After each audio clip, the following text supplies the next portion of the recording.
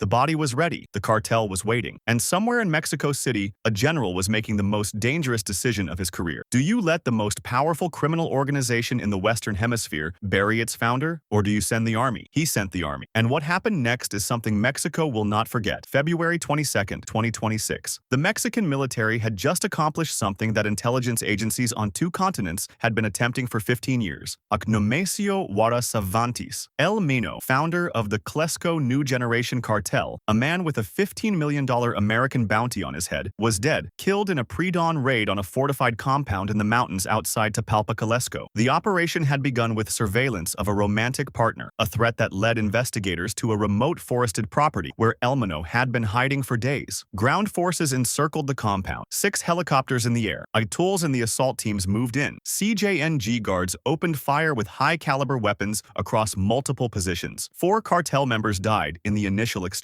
Alino and 2 bodyguards broke for the Triine and pushed toward a secondary cabin deeper in the forest. Special forces followed. A second firefight. All 3 men critically wounded, airlifted toward Mexico City, dead before the helicopter landed. The Mexican Defense Secretary confirmed it at 1 o'clock in the afternoon. And within the hour, the question that nobody wanted to answer was already being asked in every security briefing room in the country. What happens to the body? Because in Mexico's narco world, that question is never simple. Eleno was not a criminal in the eyes of the tens of thousands of people who had built their livelihoods, their loyalty, and in many cases their entire identities around his organization. He was a king, and kings do not get quietly filed away in a government morgue. They get funerals, public armed militarized funerals, where loyalists converge from across the country, where the organization demonstrates to rivals and to the government that its power did not die with its leader. The Mexican authorities knew exactly what a CJNG funeral for El Mino could look like, and what they knew terrified them. The body was transported under heavy National Guard convoy to the Specialized Prosecutor's Office for Organized Crime in Mexico City, formally identified.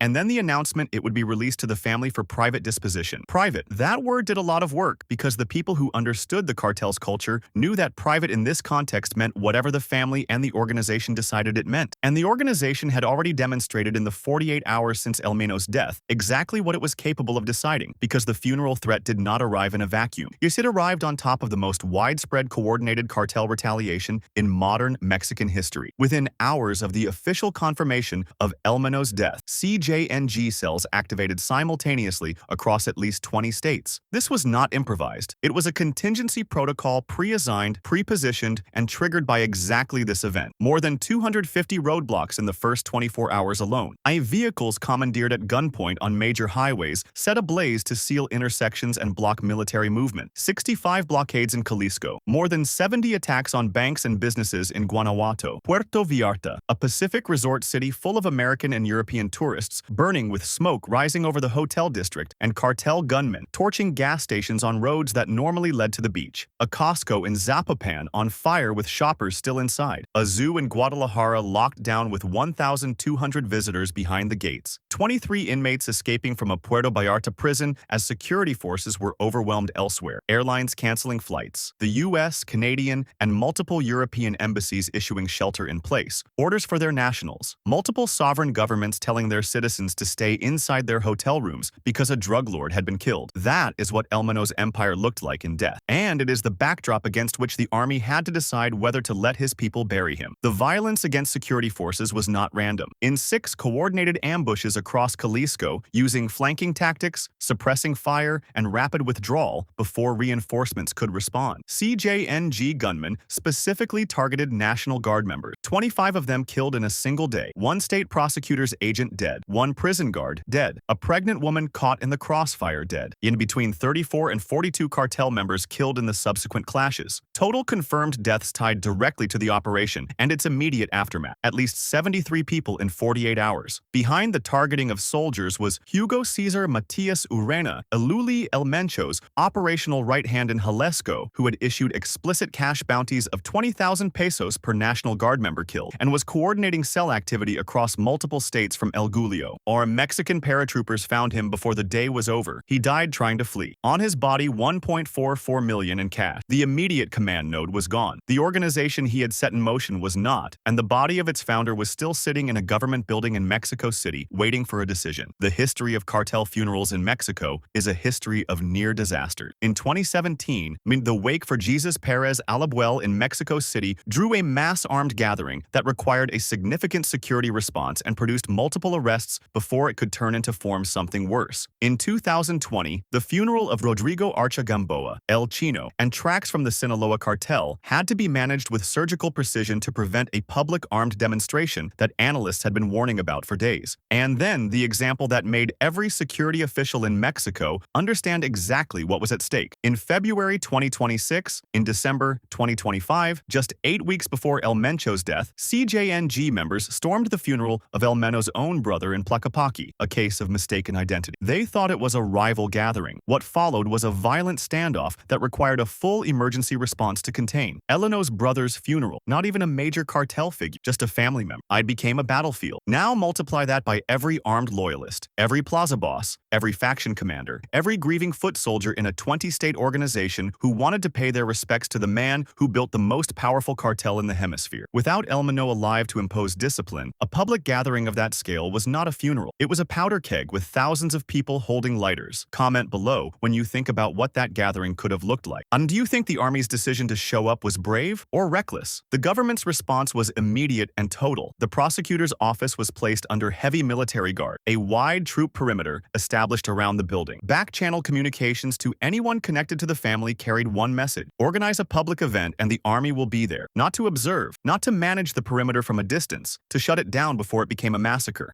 because the risk was not only external rivals using the gathering as an opportunity to attack. The risk was internal. The CJNG was already fracturing. El Mencho had run the organization as a dictator, personally controlling every operational decision, trusting no one, delegating nothing. His death had left 36 semi-independent factions without a unified command structure, and without any agreed mechanism for resolving the disputes that were already beginning.